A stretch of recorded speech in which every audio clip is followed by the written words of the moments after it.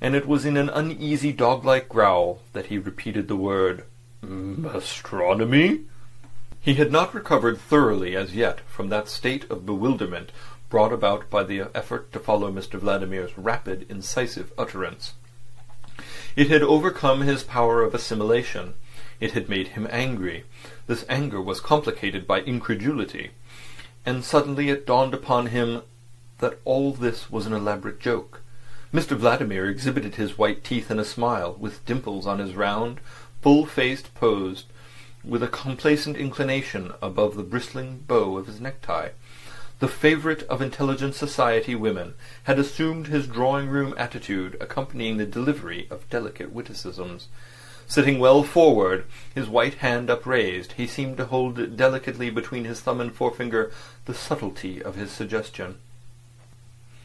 "There could be nothing better. Such an outrage combines the greatest possible regard for humanity with the most alarming display of ferocious imbecility.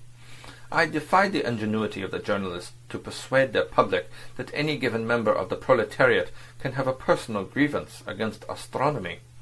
Starvation itself could hardly be dragged in there, eh? And there are other advantages. The whole civilized world has heard of Greenwich. The very boot-blacks in the basement of Charing Cross Station know something of it. See?" The feature of Mr. Vladimir, so well known in the best of society by their humorous urbanity, beamed with cynical self-satisfaction, which would have astonished the intelligent women his wit entertained so exquisitely. "Yes," he continued, with a contemptuous smile, "the blowing up of the first meridian is bound to raise a howl of execration." "A difficult business," Mr. Verloc mumbled, feeling that this was the only safe thing to say. "What is the matter? Haven't you got the whole gang under your hand? The very pick of the basket? That old terrorist Yunt is in there. I see him walking about Piccadilly in his green havelock almost every day.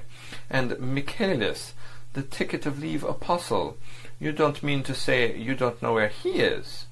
Because if you don't, I can tell you."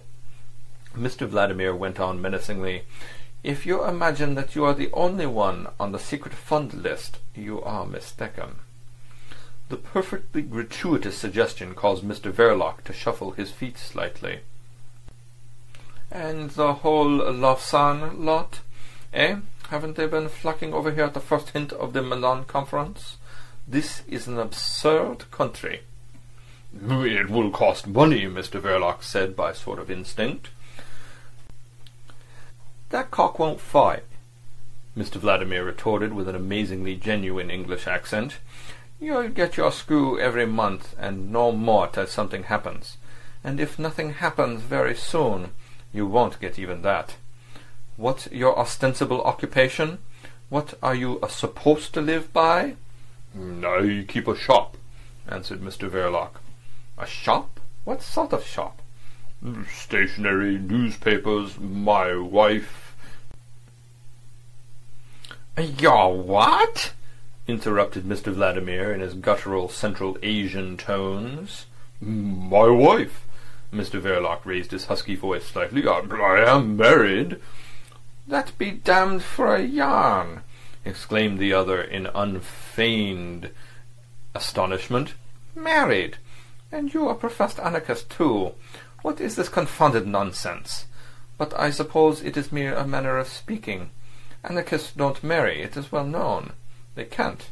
It would be apostasy."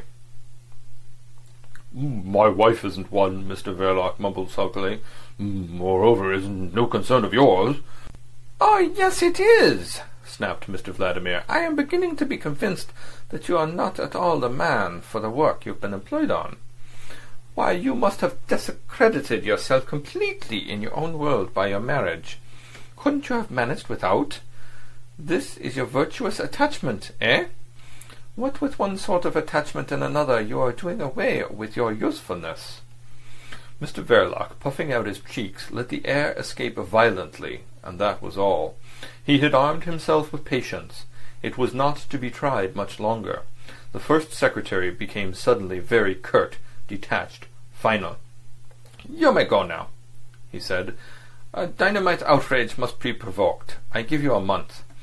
The sittings of the conference are suspended. Before it reassembles again, something must have happened here, or your connection with us ceases." He changed the note once more, with an unprincipled versatility. "Think over my philosophy, Mr. Verloc," he said with a sort of chafing condescension, waving his hand toward the door. "Go for the first meridian. You don't know the middle classes as well as I do. Their sensibilities are jaded. The first meridian. Nothing better and nothing easier, I shall think." He had got up, and with his thin, sensitive lips twitching humorously, watched in the glass over the mantelpiece Mr. Verloc backing out of the room heavily, hat and stick in hand. The door closed. The footman in trousers, appearing suddenly in the corridor, let Mr. Verloc another way out, and through a small door in the corner of the courtyard. The porter standing at the gate ignored his exit completely, and Mr. Verloc retraced his path of his morning's pilgrimage as if in a dream, an angry dream. This detachment from the material world was so complete that though the mortal envelope of Mr. Verloc had not hastened unduly along the streets, that part of him to which it would be unwarrantably rude to refuse immortality found itself at the shop door all at once, as if borne from west to east on the wings of a great wind. He walked straight behind the counter and sat down on a wooden chair that stood there. No one appeared to disturb his solitude. Stevie, put into a green baize apron, was now sweeping and dusting upstairs, intent and conscientious, as though he were playing at it, and Mrs. Verloc, warned in the kitchen by the clatter of the cracked bell, had merely come to the glazed door of the parlour, and putting the curtain aside a little, had peered into the dim shop. Seeing her husband sitting there shadowy and bulky, with his hat tilted far back on his head, she had at once returned to her stove. An hour or more later she took the green baize apron off her brother Stevie, and instructed him to wash his hands and face in the peremptory tone she had used in that connection for 15 years or so, ever since she had, in fact, ceased to attend the boy's hands and face herself. She spared presently, at a glance away from her dishing up, for the inspection of that face and those hands, which Stevie, approaching the kitchen table, offered for her approval with an air of self-assurance hiding a perpetual residue of anxiety. Formerly, the anger of the father was the supremely effective sanction of these rites, but Mr. Verloc's placidity in domestic life would have made all mention of anger incredible, even to poor Stevie's nervousness. The theory was that Mr. Verloc would have been inexpressibly pained and shocked by any deficiency of cleanliness at meal-times. Winnie, after the death of her father, found considerable consolation in the feeling that she needed no longer tremble for poor Stevie. She could not bear to see the boy hurt. It maddened her. As a little girl she had often faced with blazing eyes the irascible licensed victualler in defence of her brother. Nothing now in Mrs. Verloc's appearance could lead one to suppose that she was capable of a passionate demonstration. She finished her dishing up. The table was laid in the parlour. Going to the foot of the stairs, she screamed out, "Mother!" Then, opening the glazed door leading to the shop, she said quietly, "Adolphe." Mr. Verloc had not changed his position. He had not apparently stirred a limb for an hour and a half. He got up heavily, and came to his dinner in his overcoat and with his hat on, without uttering a word. His silence, in itself, had nothing startlingly unusual in this household. Hidden in the shades of the sordid street, seldom touched by the sun, behind the dim shop with its wares of disreputable rubbish. Only that day Mr. Verloc's taciturnity was so obviously thoughtful that the two women were impressed by it. They sat silently themselves, keeping a watchful eye on poor Stevie, lest he should break out into one of his fits of loquacity. He faced Mr. Verloc across the table, and remained very good and quiet, staring vacantly. The endeavour to keep him from making himself objectionable in any way to the master of the house put no inconsiderable anxiety into these two women's lives. That boy, as they alluded to him softly between themselves, had been a source of that sort of anxiety almost from the very day of his birth. The late licensed victualler's humiliation at having such a very peculiar boy for a son manifested itself by a propensity to brutal treatment, for he was a person of fine sensibilities, and his sufferings as a man and a father were perfectly genuine. Afterwards Stevie had to be kept from making himself a nuisance to the single gentlemen lodgers, who are themselves a queer lot, and are easily aggrieved. But there was always the anxiety of his mere existence to face. Visions of a workhouse infirmary for her child had haunted the old woman in the basement breakfast-room of the decayed Belgravian house. "If you had not found such a good husband, my dear," she used to say to her daughter, "I don't know what would have become of that poor boy." Mr. Verloc extended as much recognition to Stevie as a man not particularly fond of animals may give to his wife's beloved cat, and this recognition, benevolent and perfunctory, was essentially of the same quality. Both women admitted to themselves that not much more could be reasonably expected. It was enough to earn for Mr. Verloc the old woman's reverential gratitude. In the early days, made sceptical by the trials of friendless life, she used sometimes to ask anxiously, "You don't think, my dear, that Mr. Verloc is getting tired of seeing Stevie about?"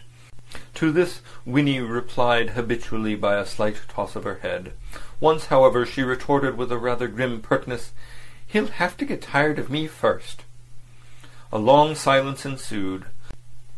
The mother, with her feet propped up on a stool, seemed to be trying to get to the bottom of that answer, whose feminine profundity had struck her all of a heap. She had never really understood why Winnie had married Mr. Verloc.